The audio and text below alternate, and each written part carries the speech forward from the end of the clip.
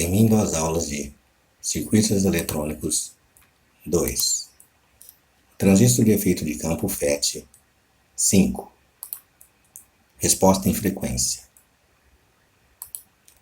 Considerações gerais sobre resposta em frequência. A gente já viu então que as capacitâncias podem influenciar o funcionamento do circuito e que a gente projeta um circuito para trabalhar nas frequências médias. Então, nas frequências médias é onde eu não tenho esse efeito das capacitâncias. A ideia, então, é que a gente consiga especificar uma frequência de corte inferior e uma de superior para determinar essa área de frequências médias aí. Sendo que a frequência de corte inferior ela é influenciada pelos capacitores de acoplamento.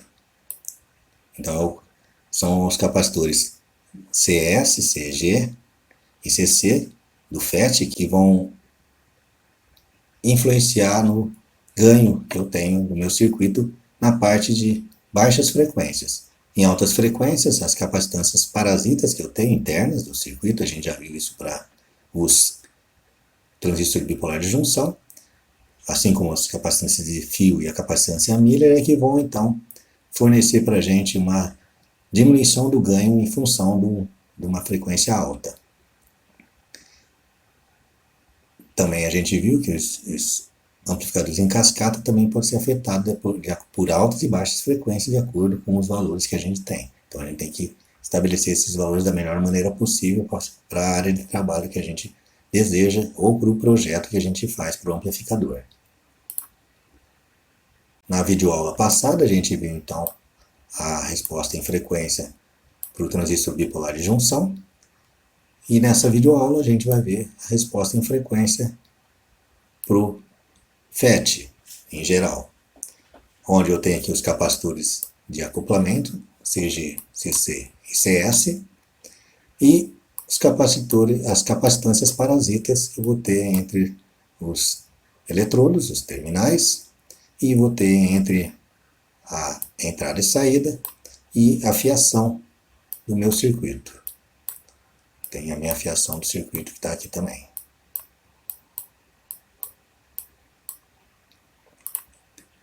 Resposta em baixa frequência, então, para o FET, a gente vai analisar as influências de CG, CC e CS. Então, elas vão fazer com que a gente encontre aqui, a gente tenha uma frequência de corte inferior, que vai depender, então, desses valores de CG, CS e CC.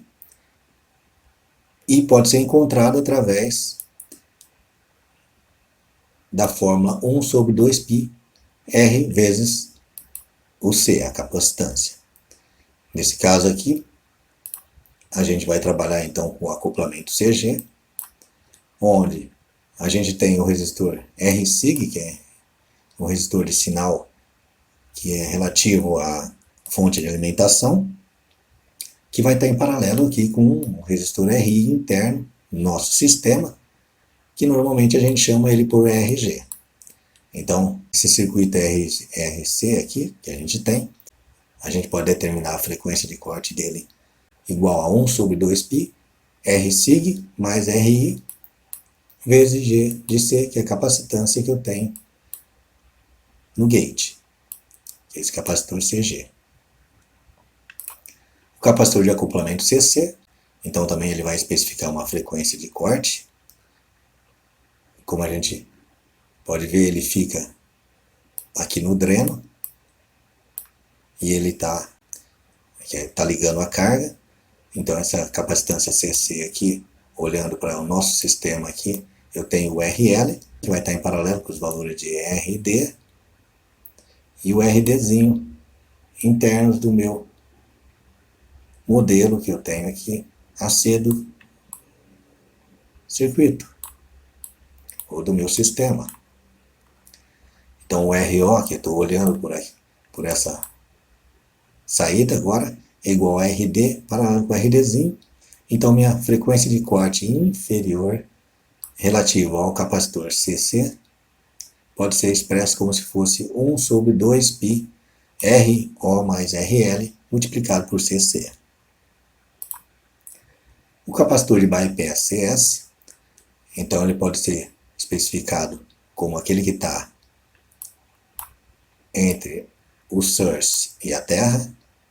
Então aqui eu tenho aqui o meu capacitor CS. Então aqui eu tenho a minha resistência RS. Então eu tenho a minha resistência RS aqui no meu sistema, de acordo com a polarização que eu tenho. Autopolarização, polarização por divisão de tensão, onde ele está, nesse caso aqui, sendo bypassado pelo CS.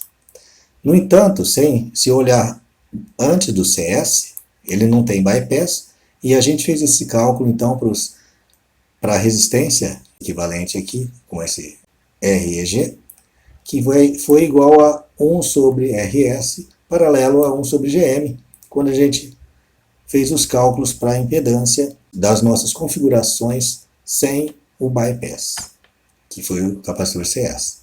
Então a gente já fez esses cálculos aqui, ó, e encontrou esses valores quando o RDzinho pode ser considerado infinito. Então o FLS, que é a minha frequência de corte inferior relativa ao capacitor CS, vai ser igual a 1 sobre 2π REG vezes CS, que é o capacitor, e isso vai me fornecer uma frequência de corte inferior também. Exercício. Para o circuito da figura, encontre VGS e ID quiescente, GM0 e GM, o ganho AV, a impedância de entrada ZI, o ganho AVS em relação à minha tensão VS que está aqui, e determine as frequências de corte inferiores. E ainda a frequência de corte inferior do circuito que predomina, ou seja, aqui efetivamente ela é considerada e funciona como uma frequência de corte inferior para um circuito amplificador. Então vamos lá. O meu VGS e o meu ID quiescente pode ser especificado através do método gráfico. Então eu vou ter aqui encontrado aqui um VGS quiescente igual a menos 2,45 volts e o ID quiescente igual a 2,1 mA. Daí, o meu GM0 posso calcular em função dos valores que a gente tem do próprio transistor, que é do elemento, que é o IDSS e o V de P, que deu um valor de 2 milisiemens. O meu GM, então, calculado com esses valores e o valor de VGS quiescente, vai me fornecer o valor de 1,18 siemens. E o meu ganho, então, que é igual a menos GM multiplicado por o RD paralelo com o RL, para essa configuração, vai ser igual a menos 2. Minha impedância de entrada, está lá direto, o próprio RG, é igual a 1 MΩ. Meu ganho de tensão pode ser aproximado por menos 2, que a gente já viu isso nas videoaulas anteriores, que a resistência R-sig ela não tem muita influência no valor do ganho, na modificação do ganho, e as minhas frequências de corte inferiores vão ser calculadas. Então eu tenho aqui a frequência de corte inferior relativa ao capacitor CG, que é o que está no gate, que vale 1 sobre 2π R-sig mais RI vezes CG. Isso me deu um valor de 1,59 Hz. Tenho a frequência de corte inferior relativa ao capacitor CC, que vai ser igual a 1 sobre 2π RO mais RL vezes CC, que deu um valor de 4,91 Hz. E tenho a frequência de corte inferior relativa ao capacitor CS, que é o capacitor do source, da fonte, que forneceu um valor de 32,04 Hz. Efetivamente, então, a frequência de corte do sistema, do circuito, ela é a frequência de corte inferior do capacitor da fonte, que é igual a 32, porque ela é a maior frequência. Então, se a gente analisar aquela a curva da banda passante, ou essa curva aqui que a gente tem das frequências que a gente utiliza, a frequência de corte aqui que a gente utiliza em 0,7, está aqui, ela vai ser especificada capacitor mais alto, porque dá para a gente ver que eu tenho aqui um de 1,59 Hz, uma frequência de corte de 1,59 Hz, que é relativa ao capacitor do gate, uma frequência de 4,91 Hz, que é relativa à capacitância que eu tenho do capacitor do dreno, e tenho a frequência de 32 Hz, que ela está aqui. Esse ponto, então, efetivamente ela é o que vai permitir que eu tenha o funcionamento aqui do meu circuito dentro dessas frequências médias de funcionamento adequado para ele. Então, efetivamente, a frequência de corte inferior do circuito é igual a 32 Hz.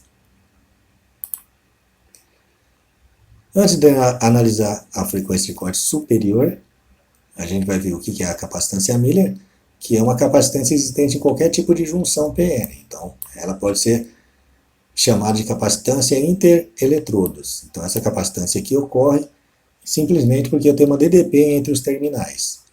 Em um amplificador, essa capacitância é considerada importante, principalmente na junção base-coletor, se for para um transistor bipolar de junção, e na junção gate-dreno, para os FETs. Então ela é chamada a capacitância Miller e ela vai afetar bastante o desempenho do circuito em altas frequências de acordo com o seu valor. Então isso a gente vai analisar agora aqui. Para estudar essa capacitância Miller, eu vou utilizar aquele dispositivo de duas portas, aquele sistema de duas portas lá, onde eu tenho aqui minha impedância de entrada, minha corrente de entrada, minha tensão de entrada e a tensão de saída, corrente de saída e tensão de saída. Daí eu consigo estabelecer que o meu ganho aqui vai ser relativo à tensão VO sobre VI, e dá para ver então que a capacitância Miller de entrada, olhando por esse lado que está aqui, na minha entrada aqui, é a capacitância que vai estar colocada aqui entre os terminais do dreno e do gate,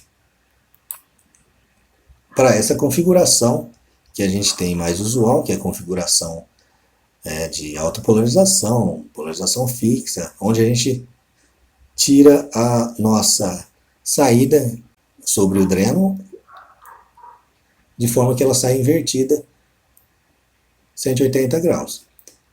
Então eu tenho aqui essa capacitância que está entre esses dois terminais, é uma capacitância CF, onde a nossa capacitância Miller vai poder ser calculada através dela. Então, tratando aqui, pegando aqui a LKC, desse ponto que está aqui, desse nó de entrada aqui, eu tenho aqui uma corrente I de entrada, equivale a uma corrente I1, que está entrando no meu sistema, mais uma corrente I2, que é aquela relativa à parte de ligação da minha capacitância. O II vai ser igual a VI sobre ZI, o I1 vai ser o VI sobre RI, então a gente tem esses valores aqui para eles, e o I2 vai ser o VI, que é a tensão que eu tenho aqui, menos a VO, que é a tensão que eu tenho aqui, que é a DDP entre esses dois pontos aí, dividido pela reatância capacitiva XC. Isso aí, então, se eu substituir o meu ganho, meu valor de VO aqui, como sendo o valor de AV multiplicado por VI, e isolar o meu valor de VI, chega numa expressão que ela pode fornecer para a gente o valor de I2, que substituindo aqui as correntes que eu tenho aqui da LKC, posso eliminar o meu VI e vou ter esses elementos dessa forma aqui. Então, basta eu pegar aqui e substituir os valores de I, I1 e I2 e eliminar os valores de VI aqui na LKC, que eu tenho essa expressão. Daí, essa expressão minha aqui, como XFC é igual a 1 sobre 2πf de C de F, que é esse valor aqui, ou no domínio da frequência é igual a 1 sobre CF. Se eu tenho esse valor aqui, onde tenho nessa expressão XCF dividido por 1 menos AV, vou substituir esse valor aqui nessa expressão, acrescentar nessa expressão, e tudo que eu tiver em conjunto com o ômega aqui, daqui para cá eu vou chamar então de capacitância Miller. Então a minha capacitância Miller de entrada. Então, minha capacitância Miller de entrada pode ser expressa como se fosse CMI, I de entrada, igual a 1 menos AV, vezes aquele CF, que é a capacitância que eu tenho entre o dreno e o gate. Está aqui, entre o dreno e o gate. Se a gente analisar, então, tudo isso aqui vai ser uma expressão de 1 sobre ZI, que é igual a 1 sobre RI, mais 1 sobre X, C da capacitância Miller, ou a reatância da capacitância Miller, que nada mais é do que um equivalente. Essa aqui é uma expressão de um equivalente paralelo, onde eu tenho aqui o meu ZI, que vai ser a minha impedância equivalente, de dois elementos, que é o RI e o CM em paralelo. Sendo que para qualquer amplificador inversor, nesse caso aí, a capacitância de entrada será incrementada pelo efeito da capacitância Miller. Então essa capacitância aqui que eu vou trabalhar como depois como capacitância de entrada que eu tenho nesse circuito, que depende, né, que é sensível aqui ao meu ganho de tensão. Então, quanto maior esse ganho de tensão aqui, maior, né, então, o meu efeito dessa capacitância Miller na entrada, que a gente vai ver na sequência. Então, a capacitância Miller de saída também pode ser estabelecida dessa forma.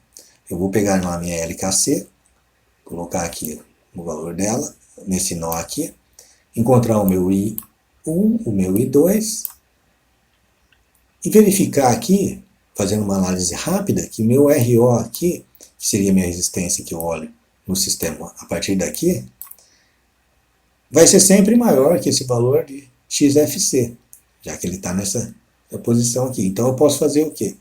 Nesse caso aqui, eu vou ter uma corrente muito baixa relacionada com ela, para esse lado, predominando essa corrente I2. Então eu posso dizer que o meu IO vai ser igual ao I2. É isso aqui aproximadamente que a gente determina. Eu tenho valor sempre na ordem de quiloohms aqui. E o meu VO, que é igual a OV vezes VI, para esse sistema de duas portas aí, estabelecendo meu VI igual a VO sobre AV, substituindo nessa expressão, eu consigo simplesmente isolar o VO.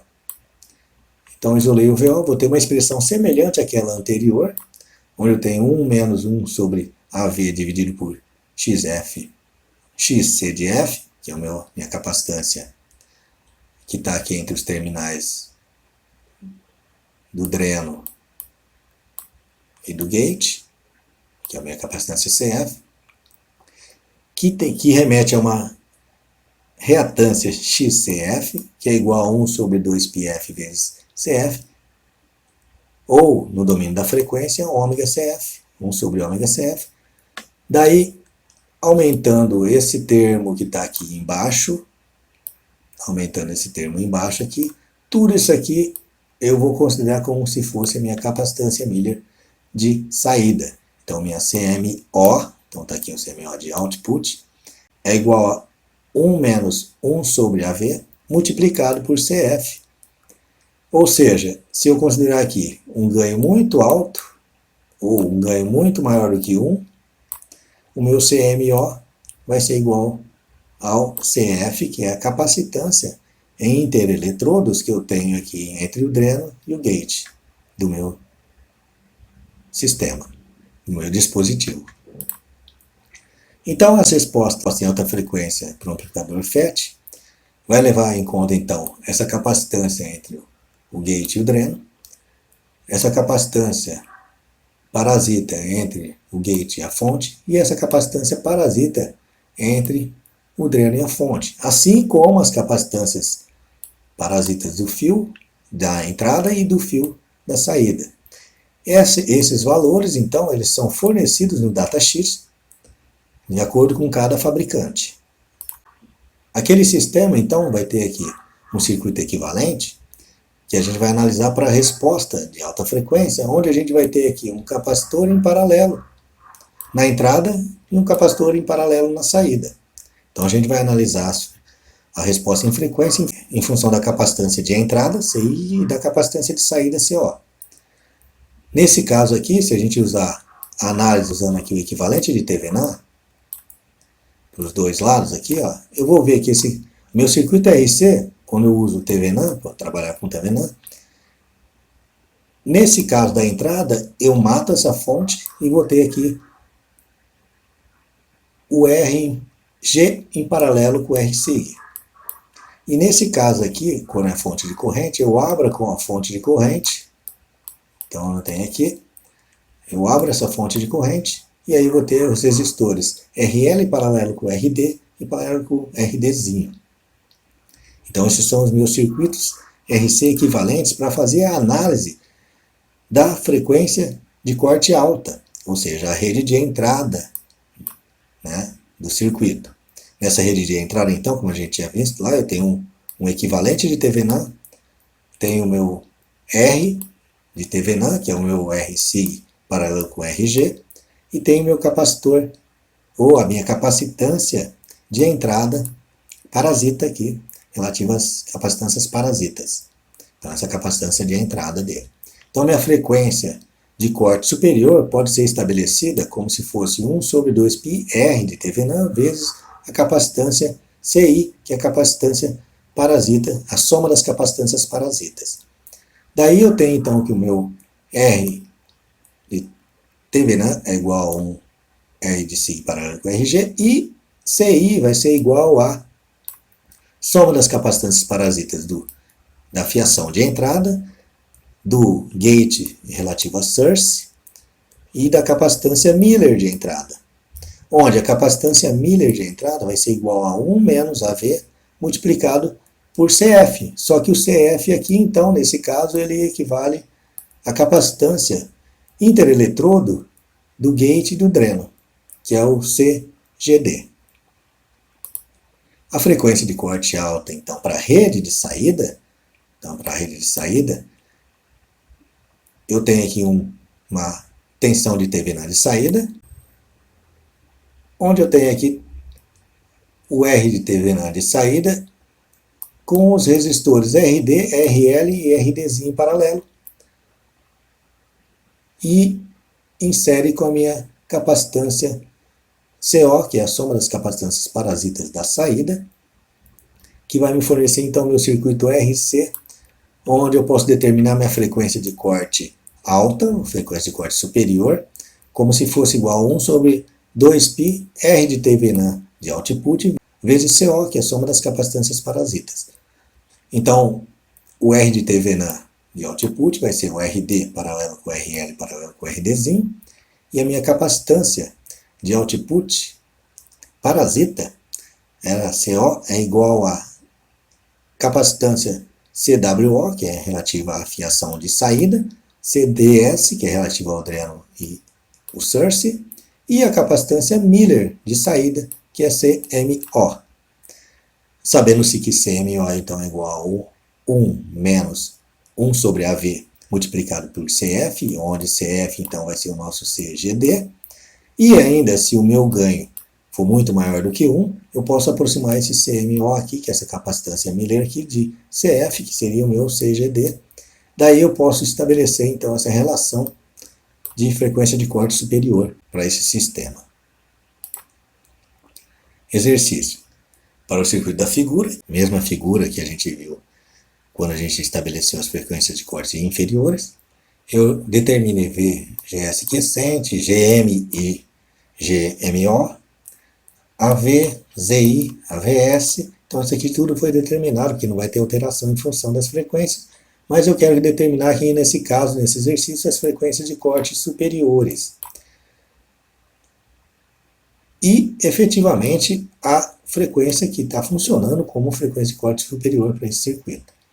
Sendo que os valores de capacitâncias parasitas são fornecidos pelo datasheet. Então está aqui os valores, estão aqui os nossos valores de capacitância parasita, né? Tenho aqui a capacitância de fiação de input, a de output, as capacitâncias intereletrodos de CGD, CGS e CDS. E daí eu posso então calcular as minhas frequências de corte superior. Então, os outros itens lá, como a gente já viu, a gente já tinha calculado. Então, eu tenho aqueles valores de VGS quiescente e dequiescente, GM, GM0, e também os meus valores de AV. Então, para eles que estão lá, ó, Então, o meu AV aqui foi, no caso, igual a menos 2. Daí, então, eu posso calcular minha frequência de corte superior de input, de entrada, que é igual a 1 sobre 2π RTH de input vezes CI. Fazendo esse cálculo aí, onde eu tenho aqui o RTH de input, que é igual a o R5 paralelo com o RG, que vai dar um valor de 999 ohms. Essa frequência de corte superior da entrada, então, vai me fornecer um valor de 1 sobre 2π vezes 999 vezes 21 picofarad, que é o valor do meu CI, que é calculado em função das capacitâncias paralelas, onde eu tenho CWI como a frequência da fiação, CG, S, gate source, e a capacitância medir de entrada. Daí eu tenho o valor aqui, fazendo esses cálculos, igual a 21 picofarad, vai me fornecer uma frequência de corte superior de entrada igual a 7,59 MHz. A frequência de corte superior de saída pode ser calculada também como 1 sobre 2π RTH2 e multiplicado por CO2, que onde o R de TH2 aqui, ele é o RD paralelo com o RL, considerando para esse exercício que o RDzinho se aproxima do infinito, e vai me fornecer um valor de 1,696 kΩ. Calculando então minha CO, né, que seria CWO, CDS e CMO. Não é desprezível aqui o meu valor do ganho, que não é muito maior do que 1, então ele tem que entrar na conta. Tem o CO então valendo 12 picofarad. Substituindo, vou ter que minha frequência de corte superior para a saída equivale a 7,82 MHz. Efetivamente, então, se a gente pensar naquele gráfico lá onde eu tenho a frequência de corte, eu vou utilizar a menor frequência de corte que eu encontrei entre a saída e a entrada das frequências de corte superior. Então, a menor frequência equivale a 7,59, é a frequência de corte de entrada,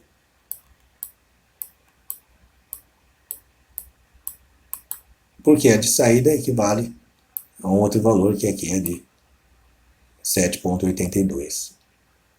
Essa aqui é de saída.